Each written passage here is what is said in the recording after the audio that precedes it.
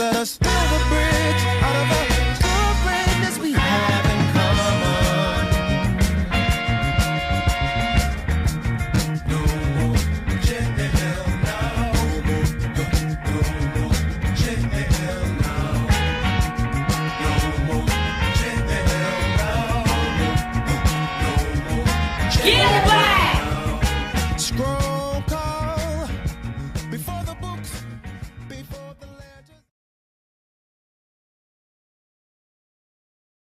Well, hi, welcome to Blue 1647. I'm Emile Cambry, founder of this space. And the whole goal of this place is we want to be able to build jobs, opportunities, and really give a place where people are building cool stuff. We have about 46 different organizations that are part of this space, doing a lot of different things. From game development, filmmakers, we have some other folks that do engineering, wind, solar, mechanical, just about anything and everything you could imagine.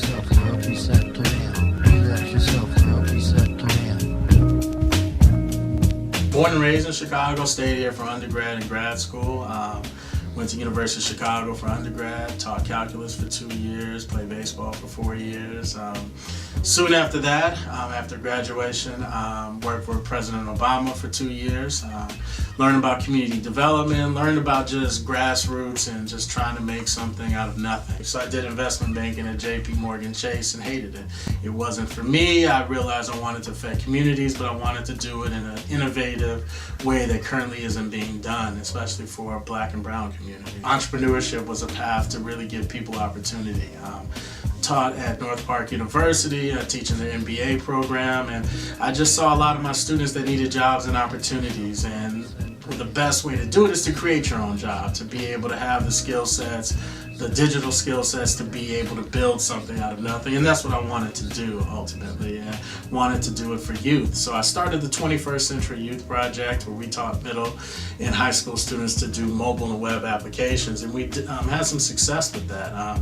But the funny thing is, this was before STEM became big and everybody was really hesitant to think that minority students can in fact be interested in technology.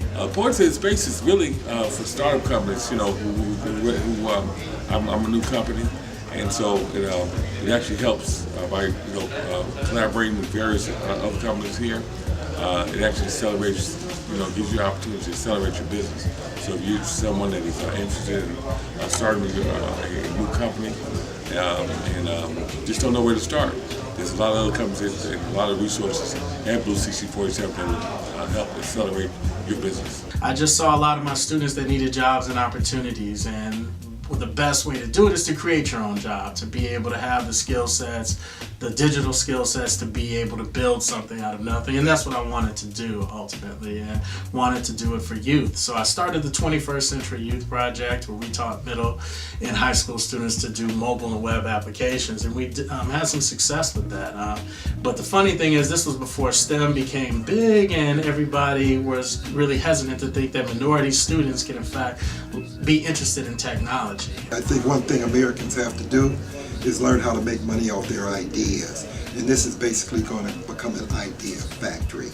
This is where the idea is developed, gestated, and basically birthed out of here. Go into the marketplace to create wealth in the community. Now it's kind of an assumption that everybody's interested, but 4 or 5 years ago it wasn't that way. And so we fought with school teachers, principals, computer science teachers to try to bring our program into schools. And we had success, but we're surprised that offering a free program for students would be met with such resistance. And we've had people that were the gatekeepers that didn't really let us in, that we really could have affected lives. And I thought, and instead of working with the school systems that were resistant to change and to new innovative programming, we had to make it so that people came to us. And that's why we started this space. We wanted youth to have an opportunity to see adults that were affecting change, that were building products and services, so that they can see all the different opportunities that are afforded to them if they just choose to do so. So we wanted to have adults also to be able to have an opportunity to have a pipeline of talent that they can draw from to build products, build services, and take things to the next level. And that's ultimately what we wanted the space to be, is to really be a place where innovation happens. And I know for a lot of Black and brown people, they don't see people that look like them building products or services, and we really wanted to just show you that, and being able to show the stories and show the products. And for the youth that come in here, I mean, they're just surprised, and you can see how they just, you know, go to the different entrepreneurs in here, they talk to them and ask, hey, what do you do? And you know, that's what we want to in fact promote, and I think that doing that on a larger scale is the way to get people to think about those options. We have a video game, as you can see on the screen. This video game is a prequel to our film that we have coming up. It's called Project Fly. And in the video game, like, we have custom characters. This is like an alternate reality version of 87th and Vincennes. So this is probably the first video game featuring landscape on the south side of Chicago, specifically that neighborhood. The thing about it was very raw. We had to put in a lot of ceiling tiles, we had to put in a lot of lights, and it had this really old school wood paneling all on the perimeter, and obviously not a place where you think about innovation. So what we did is we put primer all around the perimeter, and we really wanted the art of the space to reflect the community that we're in. So we just brought in a lot of artists from the community to spray paint and make the stuff that other people think is not cool, and make it cool, and that's kind of what we did. So each piece represents a different artist from a different inspiration, and we really wanted to show different colors, different people, and really show the diversity that we're really trying to be a part of, and also the diversity of the technology scene that we're trying to develop. This main area is our co-working space, so everyone just plugs in with their laptop and just tries to build. And obviously we have the Wi-Fi and everything that you can imagine, and we really want to take the coffee shop idea but bring it in a space where you can feel comfortable working 24 hours a day.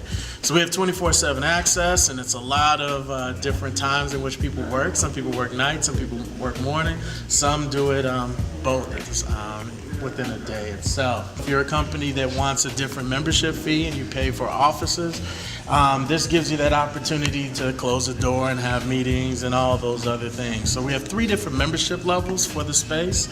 One is just the co-working space where you just plug in. It's not permanent. You just come in and kind of fit in, go in where you fit in.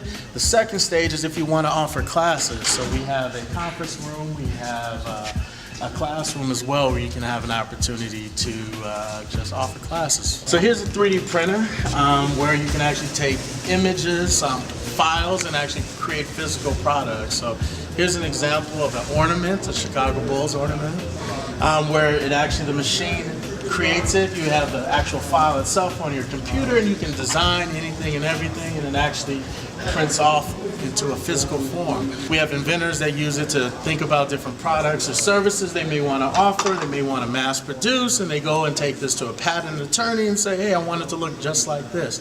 So then therefore they can figure out what they patent, what's cool about it, what's innovative, and that's what we do. So we have a lot of different engineers who prototype different products, and we want to be on the forefront of things that are done.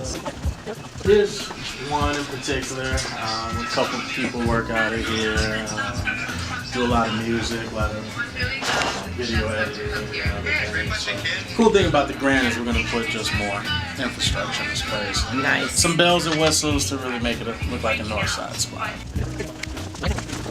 This is our electronics lab where we build a lot of different circuit boards and other things, educational kits. Because the one purpose that we also serve is really to have people build stuff. You know, we don't want just web apps, mobile apps, we want to do that, but we also want to connect that with electronic devices as well.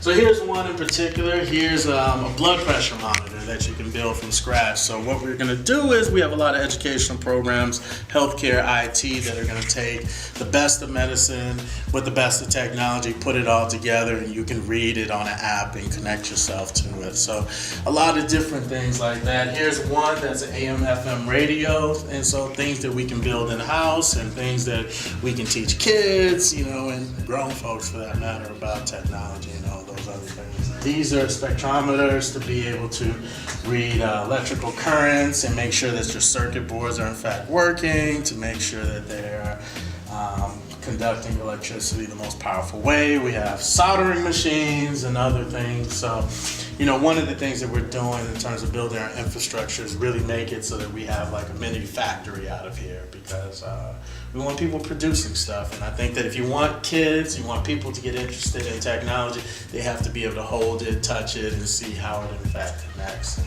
that's what Steve Jobs and the rest of those guys did, so why can't our community do that too? We also teach folks about how building computers, because one of the cool things is that, we can get somebody to start learning how to build computers, and they learn how to build circuit boards, and then from there they see how it connects to different devices, and all that put together, you just get a holistic technology thing, so you can find out what's interesting to you. Okay, so when did you join the Mayor's Council for Technology Diversity? Yeah, so I was asked to join the Mayor's Council beginning of last year or the end of 2012, and it was an interesting opportunity because I wanted to see what things were done on the city level, but also bringing a different perspective. And to be perfectly honest, many of the folks on that council had not been working in the communities we have been working in. So I really thought it was an opportunity to really provide a perspective that wasn't being brought, and I think that's why they brought me in, and I think that that's the opportunity that was ahead of me. Many people look at technology as something that is different than what they do every single day, but we use technology all the time, so why not just create for these platforms we consume? And it's just one more step, and I think that there's a lot of programs that teach, basic Microsoft Word, Microsoft Office, but you put in another 12 weeks, somebody actually has a job that's in demand now. There's a shortage, and I think that, the diversity of, Black and brown people can really add value to the tech community. $1 billion was invested in technology companies in the past 12 months, and I like to say less than 1% of the people that benefit are African American or Latino, and that's got to change. In terms of Black leadership, it's something that hasn't really been done in the way that it should be done. You have your traditional old elders who might have done well, but don't really understand and need to do more to bring up young people in an environment where they can succeed better than them. I think there's still quite a bit of the I did it this way, so you're gonna have to do it from the ground up, and it shouldn't be like that. The reason why you built your product, your service, and were able to be successful were on the backs of somebody helping you out. And one of the things the civil rights movement brought a lot of opportunities for people to come together, for communities to come together, to buy from each other. And we haven't done that. You take a look at all the numbers about the lack of the distribution or the lack of the circulation of money within the Black community. It's poor. It's worse than any other nationality. We should be ashamed of that. And it's to the point where it doesn't even circulate one time before it in fact gets out of our communities, and we need to think about why is that the case and what we need to do to promote that. And I think a lot of it is that we make it so difficult to try to be able to start businesses, and we should make it easier. We make it difficult to collaborate, but we should make it easier. We make it difficult for folks to rally behind each other, because one of the things about desegregation and other things that I feel as if we've kind of lost a sense of investing in each other and realizing that that's okay to say. We shouldn't be ashamed to invest in each other, to say we're proud of Black people that are doing well. And I think you don't have to be president of the United States to be someone that we idolize. We need to make sure that we have more examples and we showcase each other. Not just the person who's made a lot of money, but the person who's working their tail off, the person who's expanding opportunities for other people, and it's just not done. And but I think it's changing. I think there's a groundswell, especially in Chicago, of young African American future leaders, and not just people who talk about what needs to be done, people who actually do it. And I think that that's something we need to go away from, is just talk. I mean, there's a lot of people that talk, there's a lot of people that say good things, there's a lot of good sound bites, but are we showcasing the people who are actually doing the work on the front lines? Are we showcasing the people that are that are really affecting change and making communities better. And until that happens, we're going to still be caught in the same situation, wonder why we don't have the jobs, and we can march all we want, but at the same time, we have to be able to make things change with our vote, with our dollars. And we have a lot of spending power, but we haven't used it in a way where we force other corporations, other organizations, or other politicians to really truly listen to us and really vote for us. Relax yourself, relax yourself, relax yourself, relax yourself, relax yourself, relax yourself, relax yourself, relax yourself, relax yourself, relax yourself.